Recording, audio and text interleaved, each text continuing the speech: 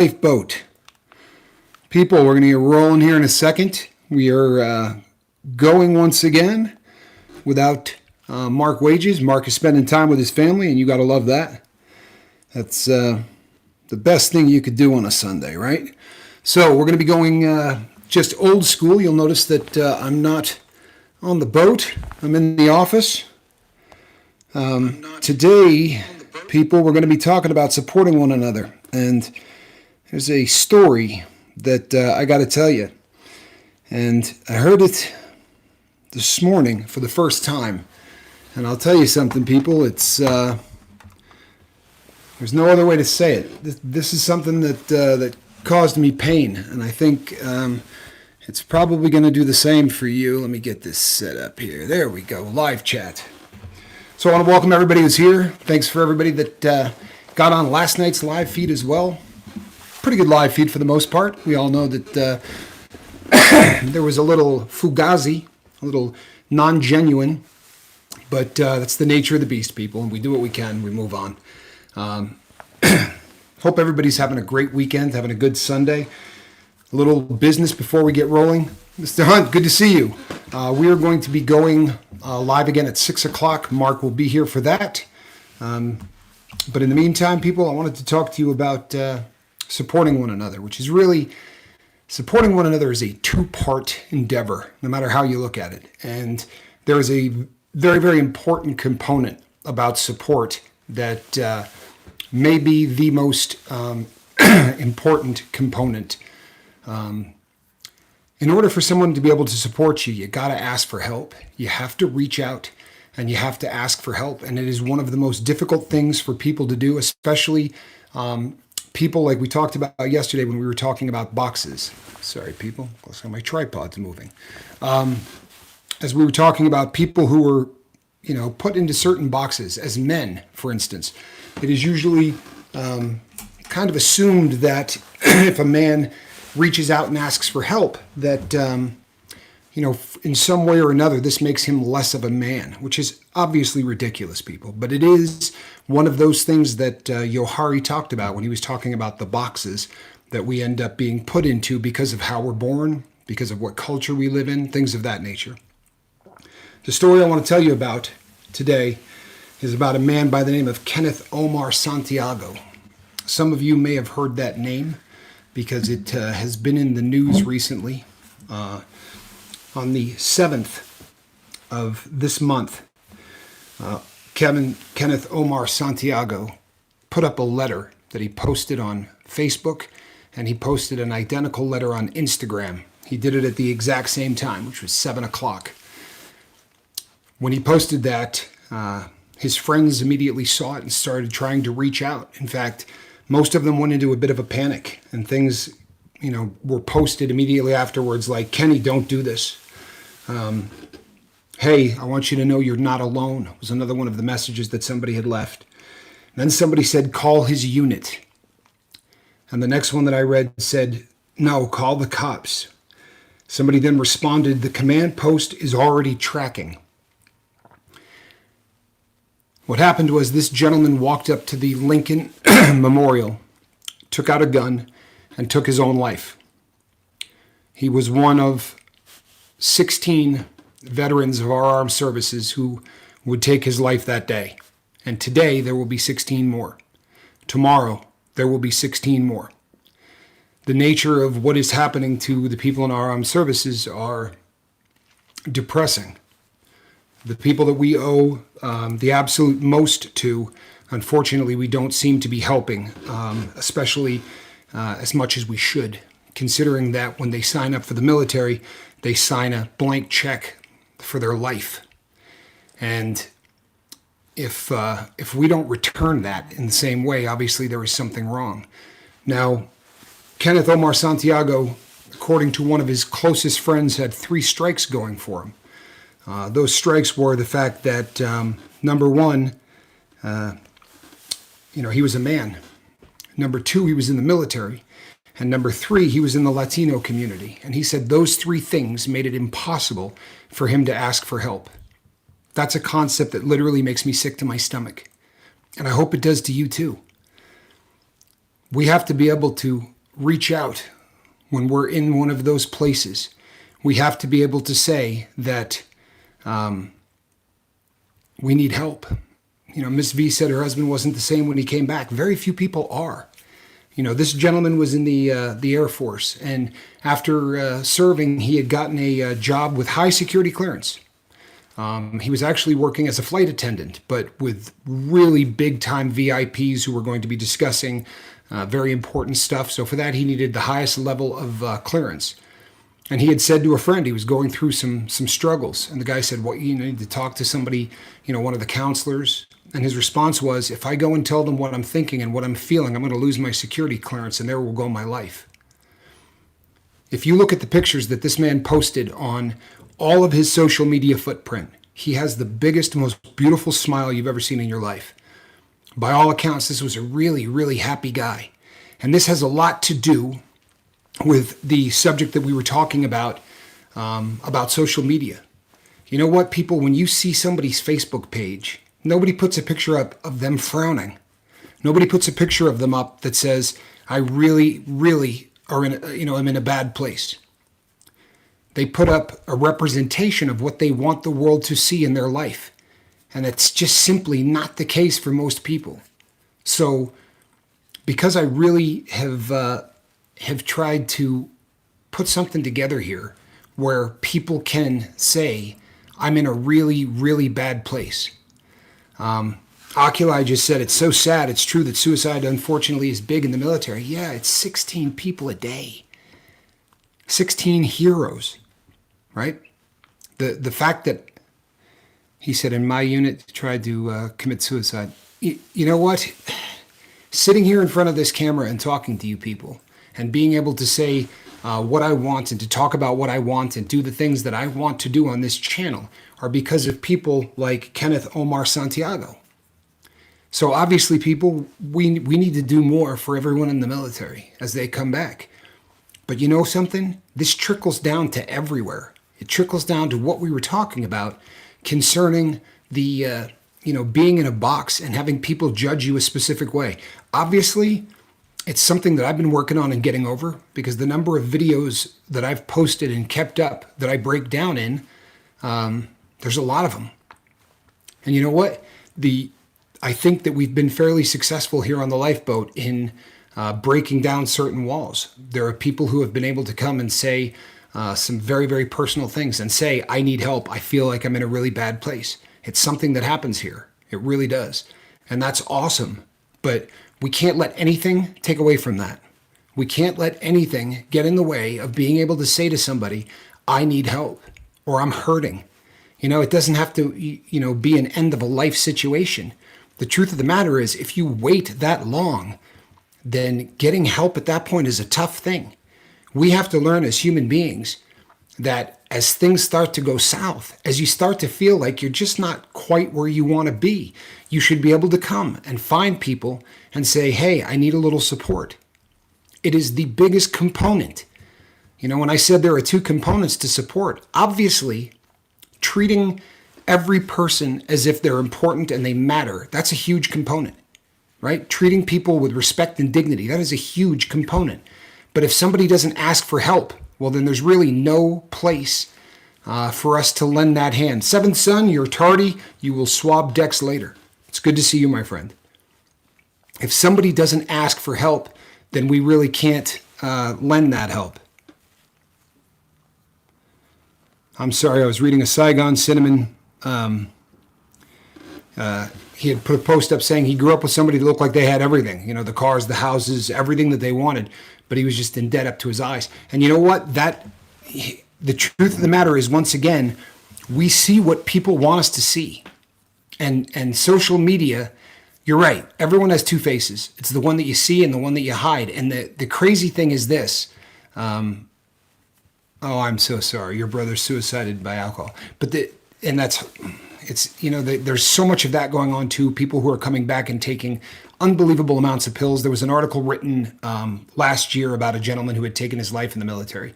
And they listed the pills that this man was on. All of the different medications that he was taking since coming back. There were 4 different kinds of painkillers. There were 2 different kinds of benzos, and there was at least 4 antidepressants. And then they had him on something that you would normally put, for ADHD.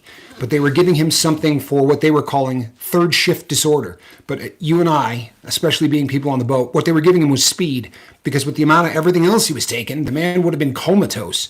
So they had to give him some speed to keep things going. And it's astounding how all of these people are being treated.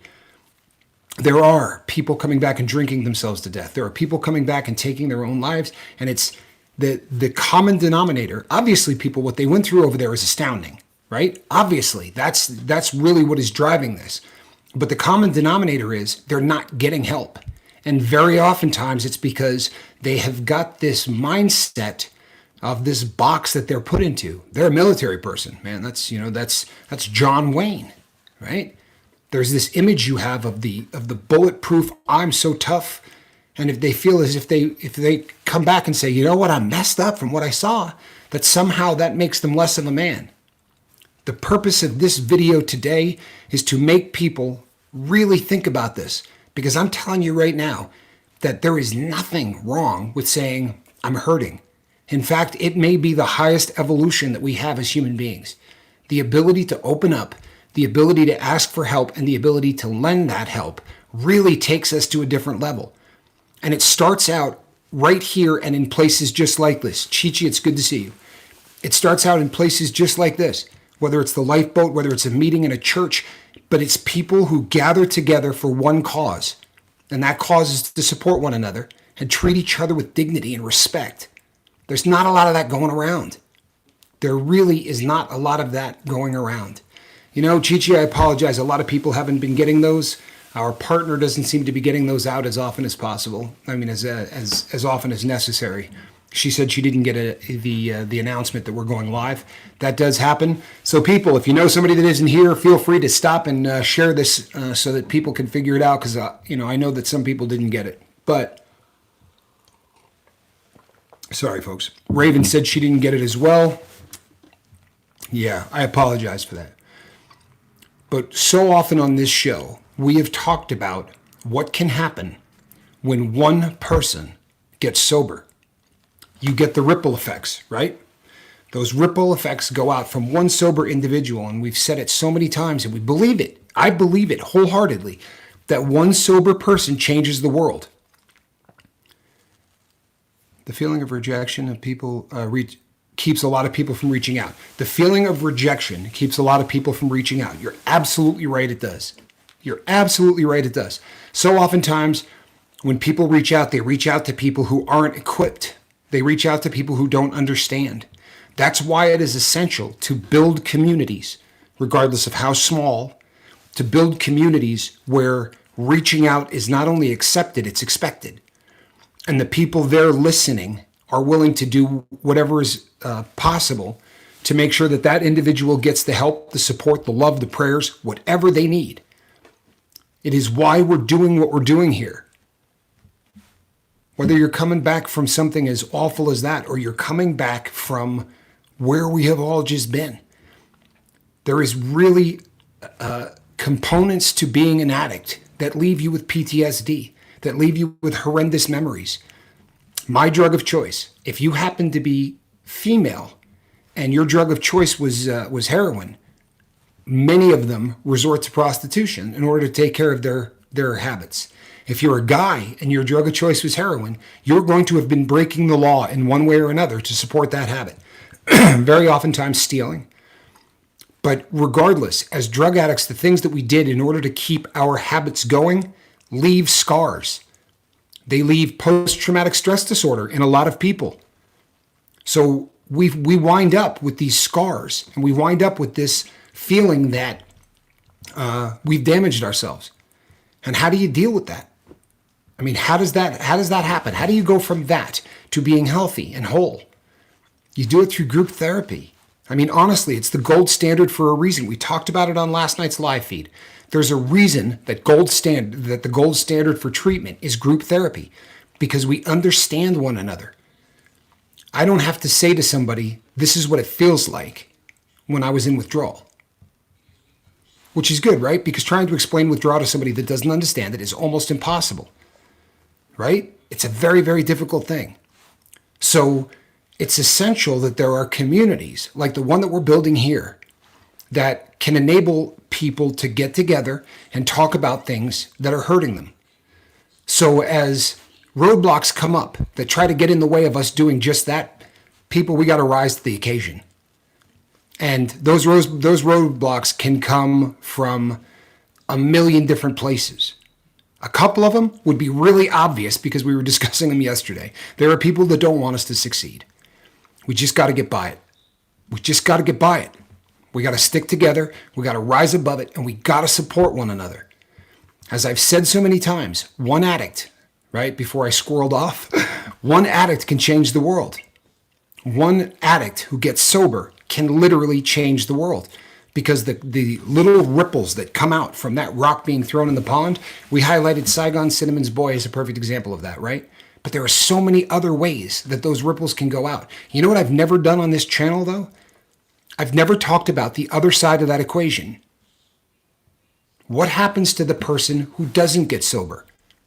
They also change the world. And that's a horrible thing. But you gotta believe that 100% they change the world. If you're a man and you are messed up on drugs, then you are going to be a man messed up on drugs within your family. And that is going to affect your son, your daughter, your wife, your mother and father, right? You are going to have negative effects because of what you're doing if you're addicted to drugs. And now you have this little dysfunctional family, and they might be in a neighborhood. And that dysfunctional family, many times, can end up damaging that neighborhood. As I said, let's say the person was me. In that neighborhood, stealing from the stores locally, stealing from people, robbing people, doing all of the things that I did to try to keep my habit going. Was damaging the planet. And you start to be a messed up person in that community. You start to mess up that neighborhood. Really happens.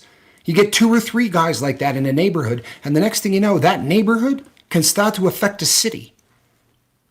You see where this is going, right? That city can start to affect a state. You get one really, really messed up city in a state, and you can damage that entire state and everything going on in it. And that does damage to the country. Do you understand where this is going? I love that Charlie Mullins is asking where Deja and Phi are. It says what's going on in this community, right? In this community here. Now, I know we went early today, people. That may have caught some people by surprise. But I love the fact that everybody here knows when someone else isn't. What does that say about who we are? What does that say about this community that we're building? People, I run a YouTube channel. There is not anybody on the planet that has a YouTube channel that would not be very happy if there were 1 million subscribers to that YouTube channel. The truth of the matter is, if we get 1 million subscribers to this YouTube channel, what we're doing right now is going to become a lot more difficult. There is part of me that loves the size of this right now. It's exciting when I see more people coming on board, and we have, I don't know, somewhere between 10 to 20 new people that are coming on board every single day. That's exciting. But we want to guard against becoming so big that we lose what we're doing right here, because this is what makes this channel fantastic. It's the interaction. You saw my video this morning. If you didn't, why not? Right? Take 8 minutes. But if you saw my video this morning, you probably saw that I may have sounded a little chapped. The reason I sounded chapped was because the person on last night's feed that was just argumentative, and I'm not referring to Niall, who was very respectful, and Niall and I, we messaged each other back and forth. He just happened to disagree with what I was saying. You know, it's just he disagreed with what I was saying. That's fine. It's cool to disagree with what I'm saying. The other guy had a 25-minute-old account. Literally, right? He had made that account less than an hour before he came here. He had nothing to do with what was going on this channel. It was just someone from the outside who was trying to disrupt. We got to overcome anything like that. And I promise you, it has to start with me. You know? And Chi-Chi says, we need to fill the boat with people like us. Absolutely. That is the goal. Now, There are people on the outside who really don't want that to happen. And we just have to realize, people, if I'm in the middle of a feed and I say, hey, do me a favor, wrench, time that person out for 600 minutes, and then I'll get a good look at them afterwards and we'll figure out who they are. It's going to have to happen. There are things along the way, and we're trying to put different contingencies into place so that we can deal with this. But it absolutely is something that we will have to deal with. It's just the nature of the beast. I mean, even if you just run a YouTube channel where you play basketball or play video games, there are people out there in the world who just want to disrupt. Unfortunately, they have found us. And what we do here is a little bit more important than playing basketball, right? It's a little bit more important than the channels doing video games. I'm not bagging on anybody else's stuff, but what we do here is tackle some pretty serious stuff. We talk about issues that are very, very important. I think I'm going to get on board for good this week. Be safe, guys. You know what? M. Hunt, I am not trying to make you uncomfortable, but I have been praying that prayer for weeks. From a comment you made weeks ago, I have been praying that prayer. That you were going to hear something and you were going to decide that you wanted to come on board. And people, you know what he means? He's currently needing to go from the life he's in to the life he wants to be in. And you know what? We're going to be here for you, brother, every single step of the way. That's how we do it. We don't judge people who have not got on board fully, because none of us started out life on board fully. Chi-Chi says, we welcome you. You're darn right. It is what we do. We welcome people. And occasionally, folks, because of how welcoming we are, we're going to catch it right here. Huh? Gotta get it right there. We're going to get a shot in the teeth. It is what it is. We will have to make changes along the way. It is so important that we have this conversation. And now's probably a good time because I don't see any idiots here. The crazy uncle says he hates bullies, but we have to face the bullying head on. Yeah, you know what? You do. But the trouble is this. In facing a bully head on, you have a couple of choices. I can sit and argue with the person for an hour, but that doesn't benefit anybody here. And what their goal is to make it so that every time somebody says, I disagree, we have to wonder whether or not the person saying that is a jackwagon or somebody that actually cares. You understand? That is the nature of exactly what is going on. Is what it is. We have to understand the nature of what we do and the nature of the fact that there are people who don't like it. So, we'll make some changes. We'll grow. We're going to roll with the punches. But I'm not going to address any one of them by name. I'm never going to talk about their channels. I'm not going to do any of that crap because it's not the goal. It's not why we did this. But it is important, and I'm glad it was brought up. It is important that we touch on it because they're here. Nature of the beast. But getting back to Kenneth Omar Santiago. Again, if you looked at this person's footprint on social media, he seemed to have the perfect life. He swam with sharks. He traveled the world. He got so many different awards. And in every single picture they took of him, he had the most beautiful smile you've ever seen. This man looked, again, like he had it all. You can't look at someone and assume that, throw a wrench at him. We do need a graphic for that. Or just a great big wrench that comes out and, smacks the person. That wouldn't be bad either. People don't look at someone and think they've got their life together because of what you see on social media. It just doesn't make sense. Social media is a representation of what you want the world to see. No one's going to want the world to see them at their hurting or at their, that phase or that time of their life that they're in bad, shape, either spiritually or emotionally or mentally. It's one of the plagues of social media is that everybody puts out that great image, right? Pictures of them on vacation, pictures of them buying a new car, pictures of all of these things. And it has an effect. It has an effect on everybody around them. Truthfully, I mean, how many times have you gone back to see people from high school just to see whether or not, let's be honest, are they doing better than me? You know, how are they doing? And of course, what do you see? You see pictures of their beautiful children. You see pictures of their brand new car. You see pictures of their vacation. There's no post that says, my 15-year-old daughter came home drunk from a party last night. Believe it, folks, those things are happening, but nobody's posting them. And because of that, we've got this fake universe that exists out here that we call social media, cyberspace, right? The Facebook universe, which is fake. I mean, honestly, it should be called Fake Book. That's why I try to keep it real on my Facebook. Chi-Chi, I love that. And you know what you do? I follow Chi-Chi on Facebook, and she does keep it real. But that's a rare thing. It really is. So what you have to guard against is not necessarily even, making sure that you keep it real. Just make sure that you know that most of the stuff you're looking at isn't. The only thing I've posted is my new shirt. All right. Huh? I love that. I absolutely love that. And there's been some cool posts, by the way, of the new shirts.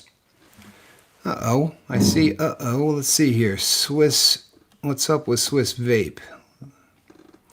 Got a very bad migraine. You know what? I'm sorry to hear that. And you know something? I hate to be one of those weird conspiracy theory guys, because I really try not to be. But never in my life have I heard so many people talking about having migraines. It seems to me to literally be an epidemic.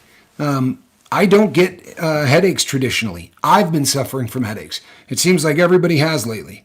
But social media, guarding against believing all of the things that you see on people's social media footprints, guarding against believing that all of the people you see, have everything put together. Life is fantastic. The truth of the matter is all of us struggle, but very few people put that up on Facebook and on Instagram and on all of the different platforms that we go to see how people are living. If you go and your best friend has a Facebook page and every single thing on it is perfect, probably wouldn't be a bad idea to ask them every once in a while how life is going. Because I promise you, those representations are fake.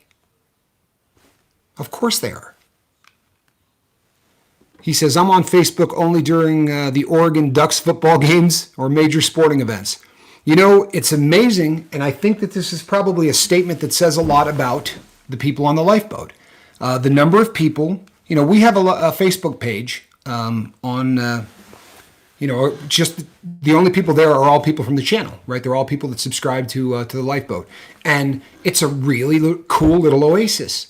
But the truth is, I've gotten to the point where I can't stand Facebook. I really can't.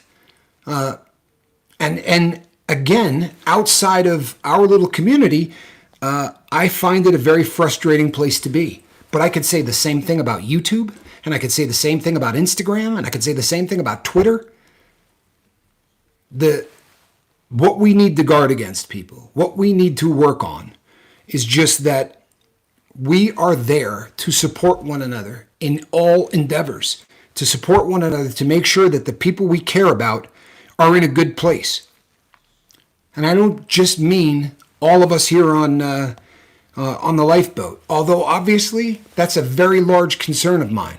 But when you start to talk to people here on the boat and they start to tell you about their lives, you find out that within every single one of our families, the term dysfunctional family is one of the funniest things in the world.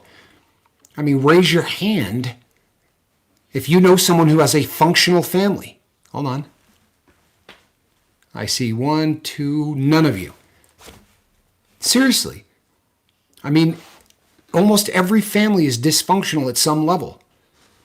But we tend these days to not interact with people the same way that we used to because of the phoniness of what goes on in places like I just mentioned. You look out and you see old friends, and on Facebook and on Instagram, they're perfect. Kenneth Omar Santiago looked like he had the perfect life until what he posted was, I'm about to kill myself. He said in his letter that it's a struggle for him to believe that in any way he had any effect on this planet. Is that heartbreaking?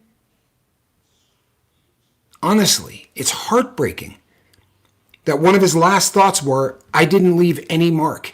And then he said, I wish I was brave enough to fight this. And I wish I was, but I'm so much of a coward that I'm going to paraphrase, but he said something about cowardice, that he was willing to do this to the people he was leaving behind.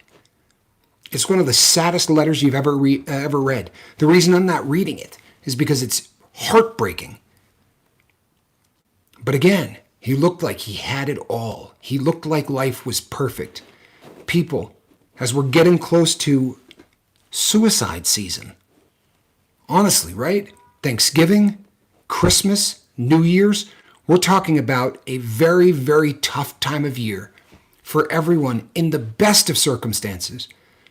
So for those of us who don't have the best of circumstances, we really need to lean on one another during this season. But there are two components to that. I truthfully believe it is so much easier for most of us to be here for one another than it is to say, I'm the one that needs help. That is such a hard thing for people to do. It really is. The crazy uncle has no family. Only wish I had all the answers for everyone on the boat. You know what, crazy uncle? We have had this discussion on this boat very often. Family is defined by different people in different ways. And that old cliche that you can't pick your family is just a lie. You absolutely can pick your family. So if you don't have blood relatives, that doesn't mean that you can't have a family. In fact, I would challenge anyone who hasn't been here before to tell us that what we have going on here isn't family. Miss V says, I've had to make my own family. Again, people, I love to brag about the boat. I really do. It's one of my favorite things to do in the world, and I will continue to do it. But how many channels out there do you think that the host got emails that said, hey, if there's anybody that can't get a shirt, I'd like to buy it for them? Right? The number of people that said, I'm not going to be in a position to buy shirts, if you posted that, there was somebody ready to buy it. That says a lot about this boat. It says a lot about the people on it, that they care enough to make that happen. It's a statement. Do you do that for friends? Maybe. Maybe. I don't know. The friends that I've had most of my life were individuals that what we had in common was the fact that we would go out and drug the parts of our brain that were supposed to be working. And that's a tough way to build friendships. At the time, you think they're friends. But the truth of the matter is that more often than not, it's just about the drugs. It really is. So what ends up happening is what? What ends up happening is if you're going to have new friends and you're going to put together that kind of an arrangement, take it to the next level. Find people who are on the same page in every way, shape, and form. And when you do that, you can build a family. You can absolutely build a family. And crazy uncle, I would absolutely recommend that you do just that. Build a family. Seriously, I'm hoping that the next time I hear you, you're going to say, you know what, I've done that. I really have. There are people here I would call family. I would. There are people here. I'm sorry. Yeah, you know what? If you turn to the people on this boat, and you turn to the people who are here day in, day out, leaving comments and supporting one another, as opposed to turning to alcohol, amazing things are going to happen. Number one, you're going to end up having a shot at living your best life. And number two, you're not going to be able to say anymore that you don't have family. For real. I have an army of people who if not a daily basis, at least several times a week, will just email me and say, are you all right? Is there anything I could pray for you about? You want to talk about anything? That's an amazing thing. That really is an amazing thing. And as I look in the comments, right, they go really fast, people. They're hard to read anything. But I see a sign going up that says, Fiona is on her way here. Which says a lot. They know that she wasn't here. Somebody reached out, or she reached out. Swiss Vape, you do miss a lot of live feeds, but you are here today, my brother. Swiss Vape is somebody that has spent a lot of time, that has spent an awful lot of time, apparently learning and studying about the sugar stuff that we were talking about on some of the last feeds.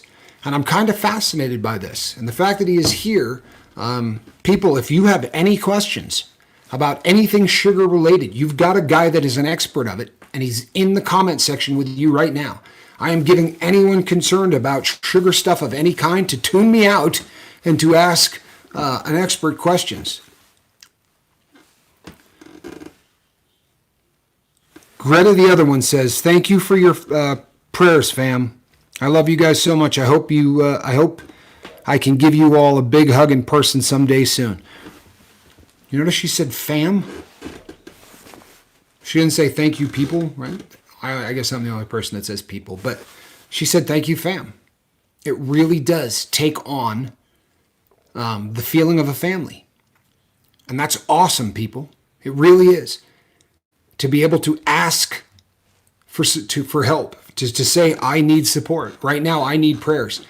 I've said before, I love Alan Ballantyne, right? I love him. But Alan reached out to people, I'm sorry, dealing with demons at the moment, but I won't let them take me down. You know what, crazy uncle? That's a great start. If you're dealing with demons, reaching out right now and talking to people here, that is a great opportunity to get the icebreaker to getting the help you need. If you find yourself going back to the bottle, then it's probably because of those demons. And if you can start to take care of those things, then sobriety becomes an easier thing. The reason that we're beating on this subject matter, right? The reason that we're talking about reaching out and saying, I need help. The reason is, without that, you're not going to get sober. The majority of people who struggle with alcohol and with drugs do so because there are things they want to take away. Drugs and alcohol give you nothing. They take away. And they take away pain. There's no arguing that. It's fake. It creates more down the road, but it takes away pain. It takes away sorrow. It takes away memories that we don't want.